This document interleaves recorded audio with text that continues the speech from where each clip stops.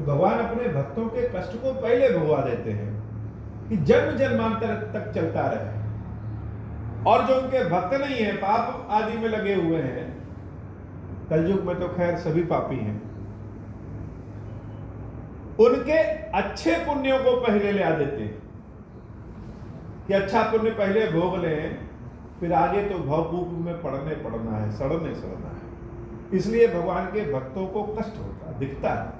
अब प्रारब्ध में बहुत ज्यादा पाप हो तो पूरा जीवन भोगने में बीत जाता है, और लोग कहेंगे भगवान के यह भक्त है, यह पूरा जीवन कष्ट में रहे। यह अज्ञानता है हम सबकी, जिसको काकभूषुंडी जी कहते हैं कि सगुण रूप को कोई जान नहीं पाता।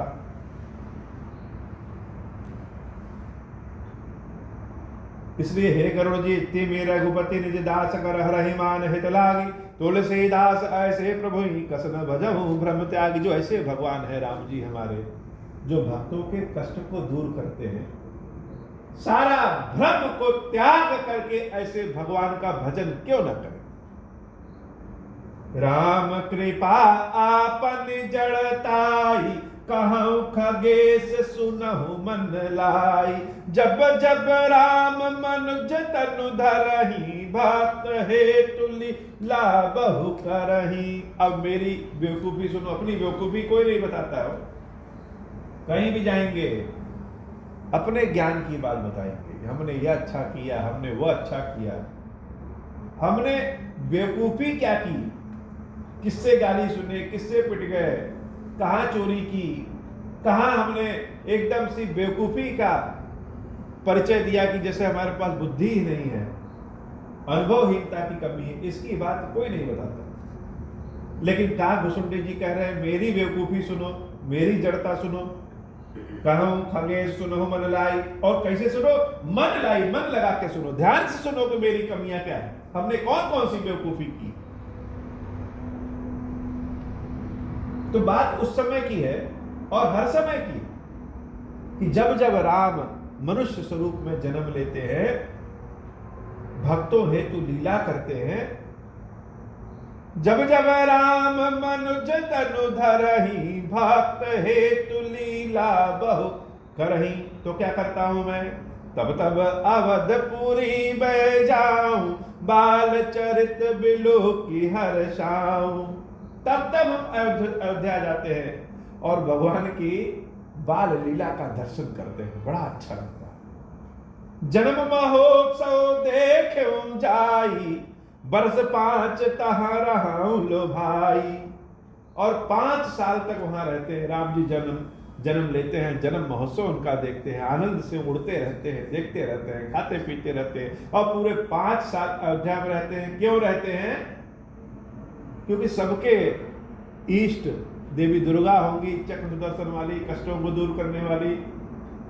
भगवान शंकर त्रिशूलधारी होंगे, नारायण चक्रधारी होंगे, लक्ष्मी जी के साथ वाले, राम जी धनुषधारी होंगे, भगवान कृष्ण चक्रधारी होंगे। लेकिन काकभूषुंडी जी के इष्ट देव कौन है? इष्ट देव मम बालक रामा, शोभा बपुस कोटि सत कामा। मेरे इष्ट देव जो बाल स्वरूप में रामचंद्र जी हैं, वही है। करोड़ों कामदेव से भी ज्यादा सुंदर वह हमको लगते हैं। निज प्रभु बदन निहारी निहारी, लोचन सुफल करहु उर्धारी। अपने भगवान के शरीर को निहारी निहारी, बार बार देख देख के अपने लोचन, अपनी आंखों को सफल करते। बार बार देखने का भी बड़ा आनंद है। देखते रहिए खीरेश्वर महादेव जी को, इतना सुंदर लगेंगे देखने में ही आनंद मिल जाएगा। तो जो राम जी का बाल स्वरूप है, वह बाल स्वरूप हमारे इष्ट देव हैं, और उनको हम 5 साल तक देखते रहते हैं, देखते देखते आनंद प्राप्त कर लेते हैं। लघु बायस बपु धरि हरि संगा, देखऊं बाल चरित बहुरंगा। और उनके साथ खेलते भी रहते हैं, उड़ते भी रहते हैं, उनका जूठन भी खाते रहते हैं। कहीं इधर उधर वो टहलेंगे, पीछे पीछे हम भी देखेंगे, जाएंगे आएंगे, क्योंकि वो तो हमारे इष्ट देव। लड़िकाई जहां जहां पे रही, तह तह संग उड़ाऊ, जूठन परई अजिर महा, सो उठाई करी खाऊं। भगवान खाते खाते जो गिरा देते हैं, प्रसाद स्वरूप में लपक के दौड़ करके हम जाकर के उठा करके वही खा लेते हैं और एकदम मस्त हो जाते हैं। एक बार अतिशय सब चरित किए रघुवीर, सुमिरत प्रभु लीला सोई, पुलकित भयं शरीर। एक बार तो भगवान ने हमारे साथ ही लीला कर दिया, गेम खेल दिया। भगवान ने जो लीला किया, उस लीला का सुमिरण करके ही मेरे रोए रोए खड़े हो जाते हैं। हे गरुड़, तुमसे हम यह बात इसलिए बता रहे हैं क्योंकि तुमको भगवान की भक्ति, भगवान की ललित भक्ति, भगवान की भावना वाली भक्ति बहुत प्रिय है। इसलिए तुमसे हम कह सकते हैं, हृदय की बात सबसे नहीं करनी चाहिए। यह संसार किससे चलता है? यह संसार दिमाग से चलता है, बुद्धि से। और हर व्यक्ति के सामने अगर अपने हृदय की बात करने लगेंगे तो संसार में पागल समझ लिए जाएंगे और उसकी कोई इज्जत भी नहीं बातों की।